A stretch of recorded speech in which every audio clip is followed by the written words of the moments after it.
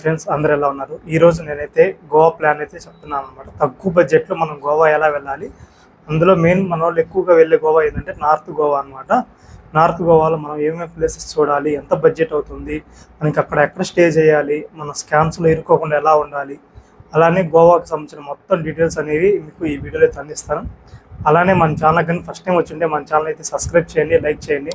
మీరు ఇచ్చే like and subscribe మన ఛానల్కి ఎంతో సపోర్ట్గా ఉంటుంది. ఫస్ట్ మన తెలుగు రాష్ట్రాల నుంచి గోవా ఎలా వెళ్ళాలో మనం తెలుసుకుందాం. మనకి ఆంధ్రప్రదేశ్ నుంచి అయితే మాత్రం మనకి తిరుపతి నుంచి వార్స్గోడగామకి ట్రైన్ అయితే ప్రతి గురువారం నైట్ 11:30కి అయితే ట్రైన్ ఉందన్నమాట. తిరుపతిలో నైట్ 11:30కి మనం ట్రైన్ ఎక్కితే పక్క రోజు మార్నింగ్ 5:36 కల్లా మనం వాస్కోడిగామా చేరుకుంటాం. అక్కడికి వెళ్ళిన తర్వాత మీరు వాస్కోడిగామా నుంచి పనాజీ బస్ స్టేషన్కి అయితే వెళ్ళండి. వాస్కోడిగామా నుంచి పనాజీ బస్ స్టేషన్ గోవాలో అయితే ఉంది. మనకి 50 కిలోమీటర్స్ డిస్టెన్స్ వచ్చింది అనమాట. బస్ ఛార్జ్ వచ్చి 30 రూపీస్ అయితే తీసుకుంటారు. అలానే మనకి ఏసీ బస్సులు అయితే ఉన్నాయి, వాటి ప్రైసెస్ కూడా కొంచెం ఎక్కువ అయితే ఉంటాయి అనమాట. మినిమం ఒక హాఫ్ అన్ అవర్ 40 మినిట్స్ మనకి జర్నీ అయితే ఉంటుంది. మనం పనాజీ చేరుకున్న తర్వాత మనం అక్కడి నుంచి మనకి అక్కడ లోకల్ బస్సెస్ ఉంటాయి అనమాట. కోలంగట్ బీచ్ బస్ స్టాండ్కి, అలానే బాగా బీచ్, అంజనా బీచ్ అని మనకి లోకల్ బస్సెస్ అయితే ఉంటాయి అనమాట. మనకి ఏ బీచ్కి వెళ్ళాలి అనే దాన్ని బట్టి మనం బస్సు ఎక్కేసి వెళ్ళొచ్చు. ఒకవేళ మీరు గురువారం కానీ ఆ ట్రైన్ ఒక్కటి మీకు అందుబాటులో లేకపోతే ఇక్కడ నుంచి డైలీ హుబ్లీకి వెళ్ళండి. హుబ్లీకి వెళ్ళేసి హుబ్లీ నుంచి నైట్ ట్రైన్ అయితే ఉంది. ఒకవేళ ట్రైన్ కూడా మీకు కుదరకపోతే మీకు హుబ్లీ నుంచి పనాజీ గోవాకి ఏంటంటే మనకి బస్సులు అయితే ఉంటాయి అన్నమాట. మనం పేటిఎంలో కానీ ముందర అలా బుక్ చేసుకోవచ్చు. 200 రూపీస్ పడుతుంది. లేదా మనం డైరెక్ట్ బస్ స్టాండ్కి వెళ్ళేసి అయితే డైరెక్ట్ బస్సు అయితే ఎక్కి వెళ్ళిపోవచ్చు. అక్కడ నుంచి ఒక 400 కిలోమీటర్స్ ఉండిద్ది హుబ్లీ నుంచి. ఎర్లీ మార్నింగ్ కల్లా మనం పనాజీ రీచ్ అయిపోతాం. అలానే హైదరాబాద్ నుంచి అలా రావాలి అనుకున్న వాళ్ళకి మనకి సికింద్రాబాద్ నుంచి ట్రైన్స్ అయితే చాలా అందుబాటులో ఉన్నాయి అనమాట. అవి డీటెయిల్స్ అన్నీ కింద డిస్క్రిప్షన్లో ఇస్తాను, ఒకసారి అయితే చెక్ చేయండి. లేదంటే మనకి హుబ్లీ వెళ్ళి హుబ్లీ నుంచి కూడా వెళ్ళొచ్చు అనమాట. లేదు డైరెక్ట్ వార్స్కోడిగామా ట్రైన్స్ ఉన్నాయి, అలా కూడా మనం డైరెక్ట్ వెళ్ళిపోయి అక్కడ నుంచి వార్స్కోడిగామా నుంచి పనాజీ వెళ్ళి అక్కడ నుంచి మనం లోకల్ బీచెస్ అన్ని కవర్ చేయొచ్చు అనమాట. అలానే గోవాలో మనం ఎక్కడ స్టే చేయాలి, నేనైతే గోవా వెళ్ళినప్పుడు అయితే పనాజీ నుంచి కోలంగేట్ బస్ స్టాండ్కి అయితే వచ్చాను అనమాట. బీచ్ దగ్గరలోనే రూమ్ అయితే తీసుకున్నాను. ఏసీ రూమ్ వచ్చేసి మనకి 1200 రూపీస్ పడింది అనమాట. 10 to 10 చెక్అవుట్ అనమాట.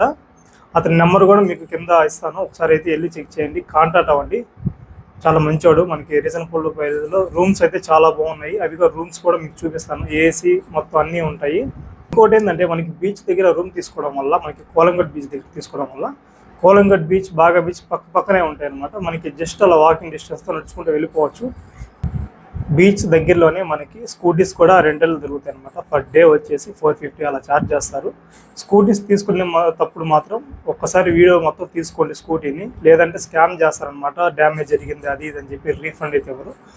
ఒకసారి స్కూటీస్ తీసుకునేటప్పుడు ఏంటంటే మొత్తం వీడియో కవర్ చేసుకోండి, మీకైతే సేఫ్టీగా ఉంటుంది. ఇంకోటి అయితే హెల్మెట్ అయితే కంపల్సరీ, డ్రైవ్ చేసేటప్పుడు కంపల్సరీ హెల్మెట్ అయితే ఉంచుకోండి. ఎందుకంటే లేదంటే పోలీసులు దొరికారంటే ఇంకా మీ పైన అయిపోయింది. ఎంత అంటే అంత చలాన్ అయితే వేస్తారు. 1000 రూపాయల నుంచి 3000 దాకా హెల్మెట్ లేనందుకు ఫైన్ అయితే వేస్తారు. సో మ్యాక్సిమం ఏంటంటే హెల్మెట్ పెట్టుకుని డ్రైవ్ చేయండి. మీరైతే ఎర్లీ మార్నింగ్ వస్తారు కదా, బీచ్ దగ్గరలో రూమ్ అయితే తీసేసుకోండి. రూమ్ తీసుకున్న తర్వాత స్కూటీస్ అయితే రెండుకి తీసుకొని ఫస్ట్ మీరు వెళ్ళాల్సిన ప్లేస్ ఏంటంటే అగోడం జైల్ మ్యూజియం అనమాట. ఇక్కడ చాలా మూవీ షూటింగ్స్ జరిగాయి. అలానే దానికి ఒక చరిత్ర అయితే ఉంది. ప్రతి చోటికి ఎక్కడికి వెళ్ళినా మనకి వెహికల్కి అయితే 50 రూపీస్ అయితే రెంట్ ఛార్జ్ చేస్తారు, అంటే పార్కింగ్కి. అగోడా జైల్ మ్యూజియంలోకి అయితే వెళ్ళడానికి అయితే, మ్యూజియం చూడడానికి అయితే 200 రూపీస్ టికెట్ అయితే ఉంటుంది పర్ పర్సన్కి. లోపలికి వెళ్ళి బ్రిటిష్ వాళ్ళ కాలంలో కట్టిందనమాట ఈ అగోడా జైల్ అనేది. మన గాంధీ, నెహ్రూ, అలానే సుభాష్ చంద్రబోస్ అంటే గొప్ప గొప్ప వీరులను కూడా జైలు అయితే కొన్ని రోజులు ఉంచారనమాట బ్రిటిష్ వాళ్ళు. అగోడా జైల్ మ్యూజియం మీరు చూసుకున్నాక మళ్ళీ రిటర్న్ వచ్చేటప్పుడు కొంచెం డిస్టెన్స్ వెళ్ళగానే మీకు పక్కనే మనకి లైట్ హౌస్ అయితే ఉంటుంది అనమాట అగోడా పక్కన. సో అక్కడికైతే వెళ్ళండి. అక్కడికి ఎంట్రీ టికెట్ అయితే పర్సన్కి వచ్చేసి 30 రూపీస్ అయితే తీసుకుంటారు. అలాగే బైక్ పార్క్ చేసేసి అప్పుడు కొంచెం స్టెప్స్ ఉంటాయి, పైకి లైట్ హౌస్కి వెళ్ళండి. లైట్ హౌస్ అయితే చాలా బాగుంటుంది. అక్కడ నుంచి వ్యూ పాయింట్ కానీ, అలానే మీకు అగోడా జైలు మొత్తం కనపడుతుంది అనమాట. పైనుంచి సముద్రం వ్యూ పాయింట్ చాలా అంటే చాలా బాగుంటుంది, అసలు అయితే మిస్ అవ్వద్దు. అది చూసుకొని కిందకు వచ్చిన తర్వాత నెక్స్ట్ ఎక్కడికి వెళ్దామంటే, నెక్స్ట్ మీరు గోవాలో చూడాల్సిన ఇంకో ప్లేస్ ఏంటంటే పెర్రా అనేది ఒక లొకేషన్ స్పాట్ అనమాట. అటు ఇటు ట్రీస్ అయితే ఉంటాయి, చాలా మూవీ లొకేషన్స్ కూడా ఇక్కడ జరిగాయి అనమాట. అలానే అక్కడికి వచ్చిన ఎంతో టూరిస్టులు కానీ వాళ్ళందరూ ఏంటంటే ఫోటోషూట్స్ తీసుకోవడం, రీల్స్ చేసుకోవడం అయితే చేస్తారు. సో ఇక్కడ ఇంకోటి ఏంటంటే ఆ రోడ్లో మాత్రం వెహికల్ అయితే పెట్టద్దు. ఖచ్చితంగా కనుక పోలీసు వాళ్ళు వచ్చి ఫైన్ అయితే వేస్తారు. వెహికల్స్ ఏంటంటే ఎక్కడన్నా సైడ్ పెట్టుకొని మీరు ఫొటోస్ దిగాలనుకుంటే ఆ రోడ్లోకి వచ్చి అయితే దిగండి. మేము చేసిన మిస్టేక్ ఏంటంటే మాకు తెలియక ఆ రోడ్లోనే వెహికల్ అలా పెట్టుకొని ఫొటోస్ దిగడం వల్ల పోలీసు వాళ్ళు వచ్చి లైసెన్స్ తీసుకున్నాడు, ఫైన్ అయితే వేశారనమాట. సో మీరు ఆ మిస్టేక్స్ అయితే చేయొద్దు. వెహికల్ ఎక్కడ పక్కన పార్క్ చేసుకొని ఫొటోస్ దిగండి. అలాగే హెల్మెట్ బైక్ మీద ఉన్నప్పుడు ఖచ్చితంగా అయితే పెట్టుకోండి. హెల్మెట్ లేకపోయినా కూడా వాడు చూశాడంటే ఖచ్చితంగా అయితే ఫైన్ వేస్తారు. ముఖ్యంగా గోవాకు వచ్చేది ఏంటంటే ఫారినర్స్ చూడడానికి అనమాట. మనకి ఫారినర్స్ ఏ బీచ్లో ఉంటారు క్రౌడ్ తక్కువగా ఉండేదంటే ఆరంబోల్ బీచ్ అనమాట. మనకి ఆరంబోల్ బీచ్లో మన ఇండియన్స్ చాలా తక్కువ మంది ఉంటారు. అలానే ఫారినర్స్ కూడా ఎక్కువ మంది ఉంటారు. సో మీరు అక్కడికి వెళ్ళి అయితే ఫారినర్స్ చూడాలి అనుకుంటే చూడండి, కానీ వాళ్ళని అయితే డిస్టర్బ్ చేయొద్దు ఫొటోస్ అవి ఇవి అని. అక్కడ మనకి ఏంటంటే సెక్యూరిటీగా ఉంటారనమాట. వాళ్ళని ఏమన్నా డిస్టర్బ్ చేసామంటే మనకి దోలు తీరిపోయింది. సో వాళ్ళు ఎవరిని డిస్టర్బ్ చేయదు, కాళ్ళు చూడండి, ఓకే. ఎవరినైతే ఇబ్బంది పెట్టద్దు. మ్యాక్సిమం ఒక 1 డే ఆరంబోల్ బీచ్లో ఉండడానికైతే ట్రై చేయండి, లేదా హాఫ్ డే అయినా. ఎండాకాలం వెళ్తే మాత్రం సన్ లోషన్ అట్లాంటివి అయితే తీసుకెళ్ళండి. ఎండలు అయితే వాయి కొడుతున్నాయి సమ్మర్లో అయితే. ఏమేమి ప్లేసెస్ కవర్ చేయాలనేది ఒక వరుసగా లిస్ట్ అయితే చెప్తాను, ఒకసారి అయితే చూడండి. ఫస్ట్ వచ్చేసి మనకి అగోడా జైల్ మ్యూజియం, దాని పక్కనే మనకి లైట్ హౌస్ అయితే ఉండిద్ది. పైకి వెళ్ళి మనకి వ్యూ అయితే చూడొచ్చు, చాలా బాగుండిద్ది. మొత్తం సముద్రం మొత్తం మనకి కవర్ అనేది అనమాట. దాని తర్వాత మనకు వచ్చేసి అగోడా బీచ్ ఉండిద్ది పక్కనే, మొత్తం రాక్స్ ఉంటాయి, అలానే వాటర్ కానీ చాలా అంటే చాలా బాగుండిద్ది. కొంచెం నడుచుకుంటూ వెళ్ళాలి, బాగుండిద్ది. ఇంకోటి ఏంటంటే 10 మీకు బైక్ పార్కింగ్ అయితే ₹50 రెంట్ ఛార్జ్ చేస్తారు. సో ఇంకోటి ఏంటంటే కోలంగట్ బీచ్, బాగా బీచ్ పక్కనే ఉంటాయి. ఎక్కడ రూమ్ తీసుకున్నా మీకు ఏంటంటే కోలంగట్ బీచ్, బాగా బీచ్ తీసుకున్నా మీకు పక్కనే వాకింగ్ డిస్టెన్స్ కవర్ చేయొచ్చు, మీకు నో ప్రాబ్లం. సో అది అయిపోయినాక పెర్రా కవర్ చేయండి. సో మీకు వచ్చి తర్వాత ఆరంబోల్ బీచ్ ఒక్కటే మీకు లాంగ్ అనమాట. మీకు బాగా బీచ్ ఆ సెంటర్ నుంచి అయితే ఒక 10 నుంచి 15 కిలోమీటర్స్ డిస్టెన్స్ అయితే ఉంది. అదొక్కటే మనకి లాంగ్ అనమాట ఆరంబోల్ బీచ్. సో ఫారినర్స్ చూడాలి అనుకునే వాళ్ళు అక్కడికైతే వెళ్ళండి, ఓకే.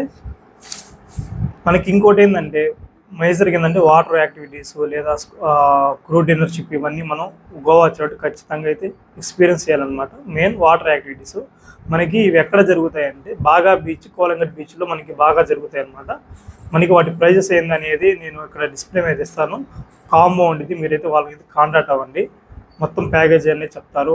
మనకి banana ride, parasailing, water single boating, అలాగే మనకి స్కూబా డైవింగ్ కూడా మొత్తం వీడియో వాళ్ళే తీసి మొత్తం ఒక ప్యాకేజ్ అమౌంట్ అయితే ఇస్తాను, మీకు పక్కన డిస్ప్లే మీద ఇస్తాను అనమాట, చూడండి. అలానే నైట్ పూట క్రూ డిన్నర్ అయితే ఉండిద్ది, దానికి కూడా ఒక ప్యాకేజ్ అయితే ఉండిద్ది అనమాట. ఆ ప్యాకేజ్ వచ్చేసి ₹900, అది కూడా పక్కన ఇస్తాను చూడండి. మనకి అప్ అండ్ డౌన్ ఎక్స్ట్రా ₹300 అయితే పికప్ డ్రాప్ ఛార్జెస్ అయితే వేస్తారు. అవి అయితే మనకి దాంట్లో లేరు, విడిగా కాల్ చేసి మన డీటెయిల్స్ కనుక్కుంటే చెప్తారు.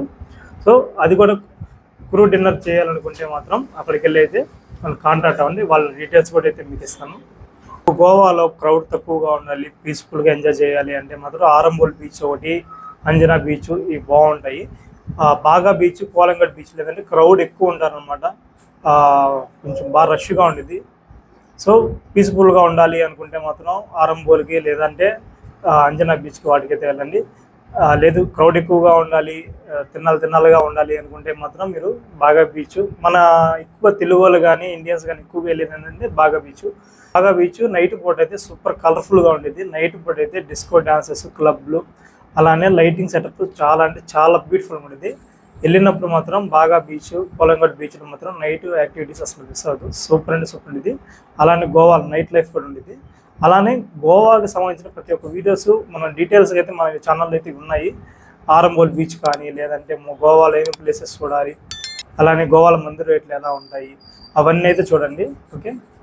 ఇంకో విషయం ఏంటంటే గోవాలో మందు అనేది చాలా తక్కువ కాస్ట్ అనమాట. గోవాలో మందు అనేది చాలా తక్కువ కాస్ట్. సో మీరేంటంటే బయట మీకు షాపులో ₹100 ఉంటే, నేను ఎగ్జాంపుల్ చెప్తున్నాను, బయట ₹100 ఉంటే బీచ్లో మీకు 3 times ఎక్కువ కాస్ట్ ఉంటుంది. సో ఒకవేళ ఇంకోటి ఏంటంటే బీచ్లో తాగడానికి అయితే లేదు. సో ఏంటంటే అక్కడ గొడుగులు అయితే ఉంటాయి కదా, అక్కడ కూర్చొని తాగాలంటే బీచ్లో తాగితే మాత్రం ఫైన్. సో ఏంటంటే ఎవరైనా డ్రింకర్స్ ఎవరైనా తాగే వాళ్ళు ఉంటే కొనుక్కోపోయి రూమ్లో అయితే తాగండి. బయట అయితే తిరిగారంటే అది కూడా ఫైన్ కింద వేస్తారనమాట. ఫైన్ అయితే 2,000 నుంచి గ్రూప్కి ₹10,000 అయితే ఫైన్ వేస్తారు. సో చాలా కేర్ఫుల్గా అయితే ఉండండి డ్రింకింగ్ చేసేవాళ్ళు. అలానే ఇంకోటి ఏంటంటే గోవా వెళ్ళే వాళ్ళు చాలామంది ఏం చేస్తారంటే గోవా నుంచి మందు తెచ్చుకోవడానికి అయితే ట్రై చేస్తారు. దానిలో ఒక చిన్న టిప్ అయితే చెప్తాను, తప్పుగా అనుకోకండి. మీరు బీచ్ దగ్గర అయితే కొనుక్కొని తీసుకొని రావద్దు. ఆంధ్రాకి తెచ్చుకోవాలి అనుకుంటే మాత్రం మీకు బస్ స్టాండ్ దగ్గర షాప్స్ ఉంటాయి, అక్కడ దగ్గర వాళ్ళ దగ్గర కొనుక్కొని వాళ్ళ దగ్గరే వాళ్ళు బిల్ అయితే ఇస్తారనమాట, లైసెన్స్ లాగా పర్మిషన్ లెటర్ ఇస్తారు. ఆ పర్మిషన్ లెటర్ తీసుకొని మీరైతే తెచ్చుకోండి. బీచ్ కాడ అయితే మీకు పర్మిషన్ లెటర్స్ అట్లా అయితే ఎవరు. మీరు గోవా నుంచి మందు తెచ్చుకోవాలి అనుకుంటే మాత్రం పనాజీ బస్ స్టాండ్ అక్కడ నుంచి అయితే మాత్రం బస్ స్టాండ్ సమీపంలో ఉండే షాపులో కొనుక్కొని పర్మిషన్ లెటర్ తీసుకొని తెచ్చుకోండి. బీచ్ దగ్గర అయితే ఎవరు పర్మిషన్ లెటర్ ఎవరు వాళ్ళు ఏంటంటే తీసుకెళ్ళచ్చు అది ఇది అంటారు. కానీ సో తెచ్చుకున్న పర్మిషన్ లెటర్ లేకపోతే మాత్రం ట్రైన్స్లో చెకింగ్లో మాత్రం తీసుకెళ్ళిపోతారు. సో మీ మనీ అయితే వేస్ట్ అయిపోతాయి. ఇది ఒక చిన్న టిప్ అయితే ఇస్తున్నాను అనమాట. ఇప్పుడు మన గోవాకి ఎంత బడ్జెట్ అయింది ఆ డీటెయిల్స్ అన్ని చెప్తాను, ఒకసారి చూడండి. ఒక పర్సన్కి మాత్రమే. ఫస్ట్ మన నుంచి వాచుకోడుగామా కానీ లేదంటే హైదరాబాద్ నుంచి వాచుకోడుగామా కానీ రేట్ స్లీపర్ క్లాస్ అయితే 500 రూపీస్ పడింది. పోవడానికి రావడానికి ఒక 500 రూపీస్ పడింది అనమాట. ఒక 200 రూపీస్ లోపల అక్కడ బస్ ఛార్జీలు అవి ఉంటాయి. మొత్తం మీకు up and down train tickets 1200 రూపాయలు పడతాయి అనమాట. ఇంకోటి ఏంటంటే ఒక 3 డేస్ స్కూటీకి వచ్చేసి 1350 రూపాయలు అయితే మీకు 3 డేస్కి స్కూటీకి అయితే పడింది అనమాట. తర్వాత మీకు ఫుడ్ వచ్చేసి 1500 రూపాయలు పడింది. రోజుకి ఒక 500 రూపీస్ పడింది ఈజీగా. లిమిట్లో బడ్జెట్లో అయితే మాత్రం ఒక 3 డేస్కి 1500 2000 రూపాయలు బడ్జెట్ అయితే అయింది. ఇంకా మూడోది వచ్చేసి రూమ్కి ఒక పర్సన్కి అయితే ఒక పర్సనే ఉండాలి అనుకుంటే మాత్రం 1200 రూపాయలు పడుతుంది ఒక రోజుకి. 3 రోజులకు వచ్చేసి 3600 పడుతుంది. సో మీరు ఏంటంటే 2-3 ఉంటారు కాబట్టి మీకు బడ్జెట్ అనేది 3600 సగం తగ్గిపోయింది అనమాట బడ్జెట్. సో 2-3 ఉంటారు కాబట్టి నో ప్రాబ్లం. తర్వాత నెక్స్ట్ వచ్చేసి మనకి వాటర్ యాక్టివిటీస్ చేయాలి అంటే మొత్తం కాంబో ఉంటుంది. ఆ నెంబర్ ఇస్తాను, వాళ్ళకి కాంటాక్ట్ అవ్వండి. డైరెక్ట్గా 1300 రూపాయలు తీసుకుంటారు. Scuba diving, banana ride, single boating, అలానే పారాసైలింగ్ ఇవన్నీ ఉంటాయి. మొత్తం స్కూబా డైవింగ్లో మొత్తం వాళ్ళే వీడియో తీసి మొత్తం ఇస్తారనమాట డేటా. అది కాంబో వచ్చేసి 1100 ఉంటుంది. అలానే క్రూషిప్ డిన్నర్ అయితే ఉండిద్ది. దాని కాస్ట్ వచ్చేసి 900 రూపీస్ చెప్తారు. పికప్ డ్రాప్ వచ్చేసి ఒక 300 రూపీస్ ఎక్స్ట్రా అని చెప్తారు. సో దాంట్లో ఏమేమి వస్తాయి, పికప్ ఎన్ని గంటలకి, డ్రాప్ ఎన్ని గంటలకి, మీకు అన్ని డీటెయిల్స్ అయితే పక్కన స్క్రీన్ మీద తెప్పిస్తాను. మొత్తం లోపల మనకి ఏమేమి యాక్టివిటీస్ ఉంటాయి అనేది మొత్తం ఇప్పుడు మీకు చెప్పిన బడ్జెట్ మొత్తం కలిపి ఒక పర్సన్కి అయితే 10,000 రూపాయలు బడ్జెట్ అయితే అవుతుంది అనమాట. సో ఏంటంటే మనకి ఒక రూమ్కి 2-3 అయితే ఉండొచ్చు, స్కూటీకి ఏంటంటే ఒక 2 ఉండొచ్చు అనమాట. సో అప్పుడు ఏంటంటే మనకి బడ్జెట్ అనేది కొంతవరకు మనకు తగ్గిపోయింది. ఒక 7,000 రూపాయల బడ్జెట్తో ఒక పర్సన్కి వెళ్ళి రావచ్చు అనమాట. మనకి ఎక్కువ గ్రూప్ ఉండడం వల్ల మనకి బడ్జెట్ అనేది తగ్గిపోయింది. మనకి ఫ్రెండ్స్తో వెళ్ళడం వల్ల ఏంటంటే రూమ్ కాస్ట్, వెహికల్ కాస్ట్ అనేది మనకి సగం తగ్గిపోవడం వల్ల మనం ఒక మొత్తం బడ్జెట్ ఒక 7,000 రూపాయలతో అయితే మనం గోవా వెళ్ళి ఒక 3 డేస్ ఎంజాయ్ చేసి మొత్తం ఎంజాయ్ చేసేసి రావచ్చు అనమాట. అలానే నేను ఇచ్చిన ఇన్ఫర్మేషన్ మీకు నచ్చితే మన ఛానల్ని సబ్స్క్రైబ్ చేయండి, లైక్ చేయండి. అలానే మన ఛానల్ ఇంకా గోవా సంబంధించిన ఫుల్ డీటెయిల్స్ వీడియోస్ అయితే విజువల్స్ ఉన్నాయి, అవన్నీ కూడా ఒకసారి వెళ్ళి చెక్ చేయండి, చూడండి. మీకు నచ్చితే ఒకసారి అయితే లైక్ చేయండి. ఓకే, మీకు ఏదైనా డౌట్స్ ఉంటే కింద కామెంట్ చేయండి.